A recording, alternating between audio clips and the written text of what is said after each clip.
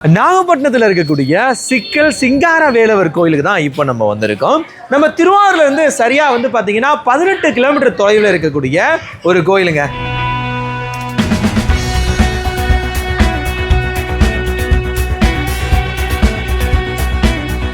நம்ம நாகப்பட்டினத்துலேருந்து 5 கிலோமீட்டர் டிஸ்டன்ஸில் இருக்கக்கூடிய கோயில் தான் இந்த சிக்கல் சிங்கார வேலவர் கோயில்.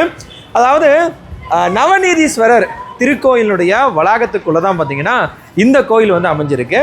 இங்கே அந்த சூரசம்சாரம் அப்படின்னு சொல்லுவாங்க இல்லையா, அந்த பெருவிழாவின் போது ரொம்பவே சிறப்பாக இருக்கும்.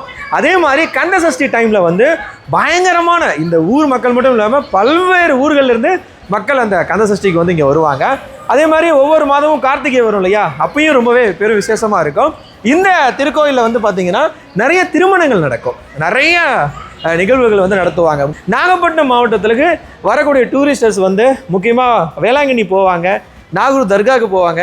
அதன் பிறகு பார்த்தீங்கன்னா நம்ம சிக்கல் சிங்காரவேலர் கோயிலுக்கு வருவாங்க.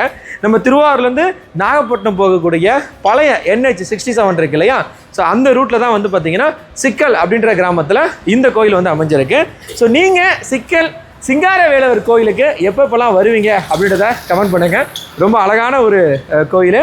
இங்கே இருக்கக்கூடிய அந்த தேர் பார்த்தீங்கன்னா சித்திரை மாதத்தில் தேர் திருவிழா வெகு சிறப்பாக நடக்கும். ஸோ இந்த ஊர் தேர் திருவிழாவில் நீங்கள் எந்த அளவுக்கு கொண்டாடி இருக்கீங்க அப்படின்றதையும் கமெண்ட் பண்ணி விடுங்க. Bye bye, take care, love you all. Karthik them.